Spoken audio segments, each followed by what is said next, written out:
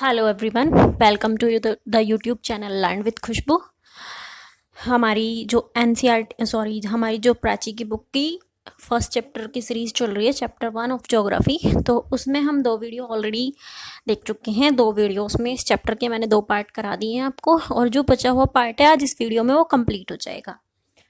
जो चैप्टर का नाम है वो चैप्टर है Earth in the solar system, chapter 1 of geography, class 6। अभी तक हमने जितना पार्ट इसका पढ़ लिया था उसमें हमने प्लैनेट्स के बारे में पढ़ा था, सेलेस्टियल बॉडीज़ के बारे में पढ़ा था, और कुछ प्लैनेट्स के बारे में हमने पढ़ लिया था। अभी तक हम जुपिटर के बारे में पढ़ चुके हैं। Today we will study about Saturn and other. So important facts about Saturn is it is the second largest planet in the solar system. ये सोलर सिस्टम का सेकेंड लार्जेस्ट प्लैनेट है। मीन सबसे बड़ा तो जुपिटर है, उसके बाद second number पे आता है आपका Saturn. It complete one spin on its axis in 10 hours and 40 minutes. अपनी एक्सिस पे जो ये रोटेशन कंप्लीट करता है that is it takes 10 hours and 40 minutes. It takes about 29 years and 5 months to complete one revolution around the sun. और ये जो है सन के चारों तरफ एक रेवोल्यूशन को कंप्लीट करने में जो है 29 years and 5 months लेता है। It has about 62 satellites, 53 confirmed and 9 unconfirmed. इसके लगभग 62 सैटेलाइट्स हैं, जिसमें से हमें 53 का पता है और 9 का अभी प्रॉपरली पता नहीं है। It has specular rings made up of ice and ice covered dust particles. देखो इसके चारों तरफ ना रिंग्स हैं, ये वाले रिंग्स। तो ये जो रिंग्स हैं ना, ये किस चीज़ के हैं? It is of ice and ice covered dust particle. Ice covered dust particles के हैं और आइस के हैं। Next one is Uranus. Like Venus it revolve from the east to the west. Venus की तरह ये भी ईस्ट से वेस्ट की तरफ रोटेशन करता, रिवॉल्यूशन करता है। It completes one rotation on its axis in 17 hours and 14 minutes. It has 27 known satellites. It is one of the coldest planet. ये coldest planet में से एक है।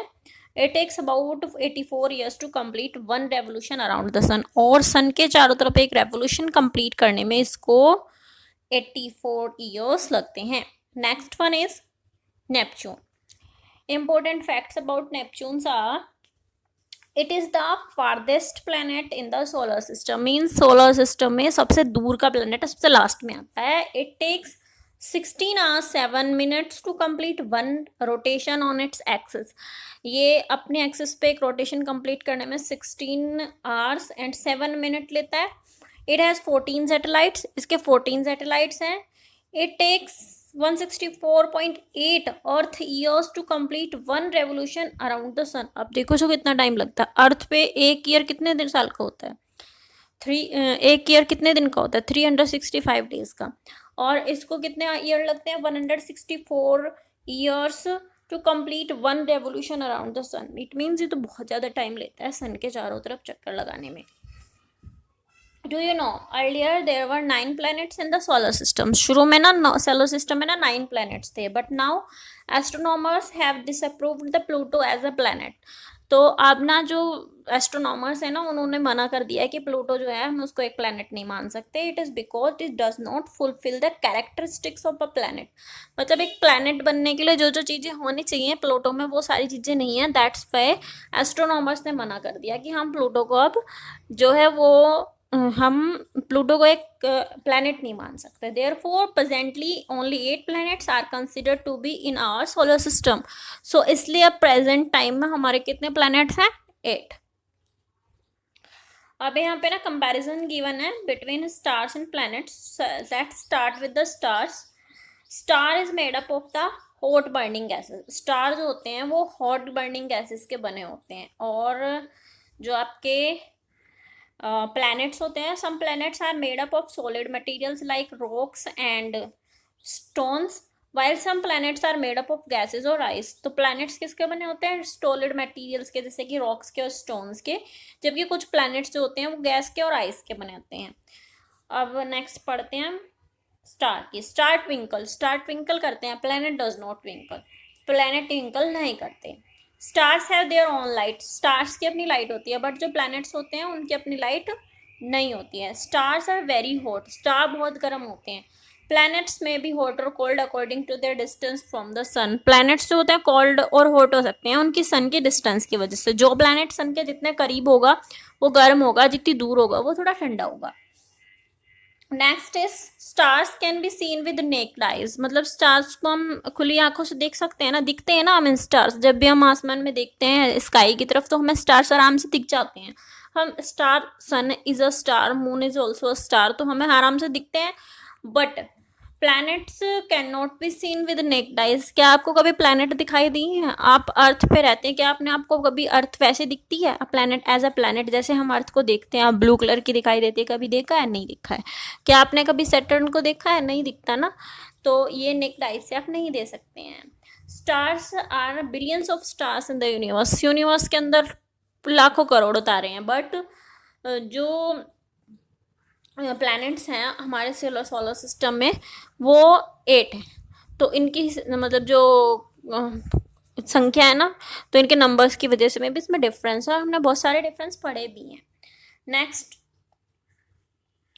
अब हम बात कर लेते हैं ड्वार्फ प्लैनेट्स की। ड्वार्फ प्लैनेट्स क्या होते हैं? Apart from the 8 planet there are some minor planets in the solar system. जो ये मेन 8 प्लैनेट्स हैं उनके अलावा भी हमारे सोलर सिस्टम में छोटे छोटे प्लैनेट्स हैं। They are also revolving around the sun, वे भी सन के चारों तरफ घूमते हैं।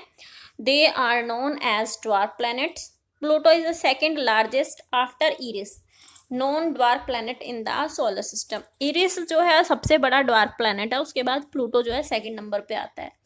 Earlier Pluto was considered as 9th planet of the solar system. पहले जो है प्लूटो जो है सोलर सिस्टम में 9th प्लैनेट था, but an on August 26 2006 the International Astronomical Union AIAU excluded excluded Pluto as a planet from the solar system because of its very small mass। हाँ, जो मतलब ये एस्ट्रोनॉमिकल यूनियन है, इसने जो है इंटरनेशनल एस्ट्रोनॉमिकल यूनियन, इसने जो है प्लैनेट मानने से मना कर दिया। क्यों? क्योंकि इसका स्मॉल साइज था, स्मॉल मास था, इसका वेट भी कम था। Orbit is intersecting the orbit of Neptune, तो जो इसकी ऑर्बिट थी जिसमें घूमता था, तो ये नेपच्यून की ऑर्बिट को भी क्रॉस कर रही थी। The IAU has currently recognised 5 dwarf planet: Eris, Pluto, Ceres, Haumea and Makemake. तो ये 5 ड्वार्फ प्लैनेट्स जो हैं IAU ने रिकॉग्नाइज किए हैं। The new dwarf planet 2003 UB313 also known as Eris was spotted by the Palomar Observatory survey in 2003. It is the bigger than Pluto in size and considered as the farthest planet of the solar system। ये solar system में सबसे बड़े size का और ये सबसे solar system में सबसे दूर का प्लैनेट है, और ये 2003 में जो सर्वे हुआ था उसमें ये इसका पता चला था। Let's read about some other celestial bodies of our solar system. First is asteroids. Asteroids are the group of tiny bodies make up rocks which revolve around the sun, mainly between the orbit of Mars and Jupiter. Mars and Jupiter जो हमारे planets हैं उनके orbit के बीच में ना छोटे छोटे मतलब ग्रुप है टिनी बॉडीज का, टिनी हेवनली बॉडीज जिनको जो कि रॉक्स की बनी हुई हैं, और वो जो है ना अराउंड द सन रिवॉल्वेशन करती रहती हैं, जैसे हमारे मार्स और जुपिटर करते हैं ना, तो उनके बीच में एक पट्टी सी बनी हुई है, उनके बीच में एक स्ट्रिप बनी हुई है, किसकी? एस्ट्रॉइड्स की। अभी शो करती हूँ मैं आपको एस्ट्रॉइड्स, ये रहा, ये एस्ट्रॉइड्स शो हो रहे हैं आपके, ये एक पट्टी सी बनी हुई है, ये मतलब मार्स और जुपिटर इन दोनों के बीच में है।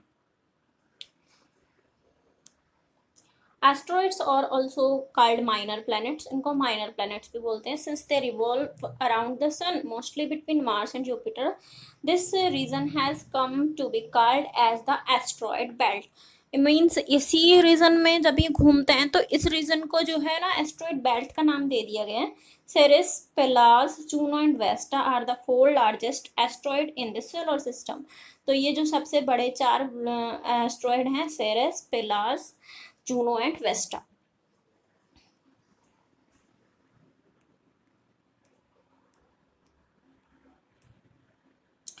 Next is meteoroids, meteors, and meteoroids. Meteoroids are the little chunks of rocks and debris. They become meteoroids when they enter the earth atmosphere.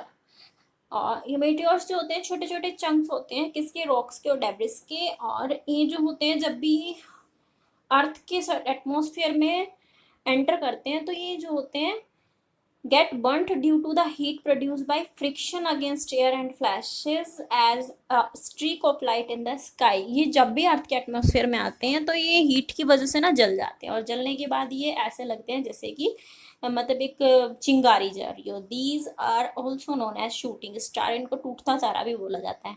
When meteoroids are large in size and do not burn up completely. जब meteoroids बड़े होते हैं size में और पूरी तरीके से वो नहीं जल पाते हैं, they land on the Earth surface are known as meteoroids.